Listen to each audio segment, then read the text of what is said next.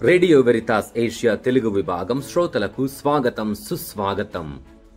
December మాసం 11వ తేదీ ఆగమన కాలంలో 2వ ఆదివారంలో మన ఆధ్యాత్మికతకు పదును పెట్టువాడు బప్తిస్మ యోహాను. ఎడారిలో ఎలుగెత్తి చాటుచు హృదయ పరివర్తనను పొందమని, మారు మనసు పొంది లోయలను పూడ్చమని, వక్ర మార్గములను సక్రమముగా చేయమని మనకు హితబోధ చేస్తున్నాడు బప్తిస్మ యోహానుడు. నేటి సమాజములో పలు విషయములలో, పలు అంశాలలో గొప్ప వ్యక్తులు ఎవరంటే మనం సమాధానమిస్తుంటాం.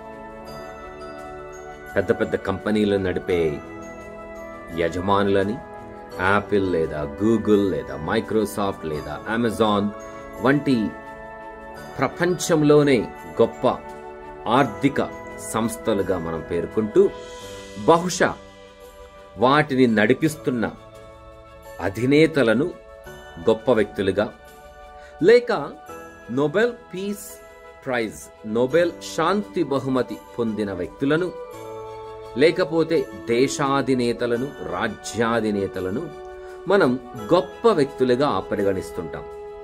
కానీ కొన్నిసార్లు చరిత్రను మనం పరిశీలించినట్లయితే అటువంటి వ్యక్తులు కూడా దేశాధినేతలు, ఆర్థికవేత్తలు, యజమానులు, అధినేతలు, కుబేరులు సైతం తప్పులు చేస్తున్నారు.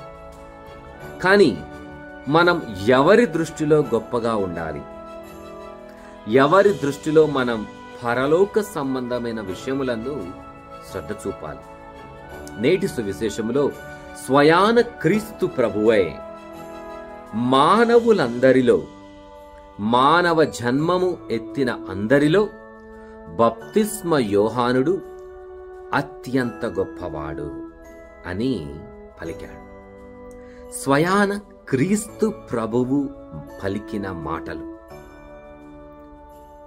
ఆయన పలికిన మాటల్లో ఉన్న ఆంతర్యం, బప్తిస్మ యోహాను యొక్క గొప్పతనం తన వినమ్రతలో దాగి ఉందని మనకు తెలియచేస్తున్నాడు. యేసు ప్రభు రాకడను మనకు తెలియచేస్తూ బప్తిస్మ యోహానుడు రానున్న మెస్సయాకు నేను మార్గము సిద్ధపరిచే వాడిని మాత్రమేనని, అతని పాదరక్షలను సైతము విప్పుటకు నేను యోగ్యుడను కానని బప్తిస్మ యోహాను తన వినమ్రతను, వినయశీలతను ప్రదర్శించి ఉన్నాడు. మరి స్వయాన క్రీస్తు ప్రభువే అతని గురించి గొప్పవానిగా మాట్లాడినప్పుడు మనం ఎటువంటి ప్రయత్నాలు చేస్తున్నాం? దేవుని దృష్టిలో మనం గొప్పగా ఉండాలంటే మనకు కావలసిన ఏకైక అర్హత, విలువ వినమ్రత. మరి అటువంటి వినమ్రతను, సాధుశీలతను మనం నిండుగా పొందుకొని క్రీస్తు జన్మానికై సిద్ధపడుతాం. ఆమెన్.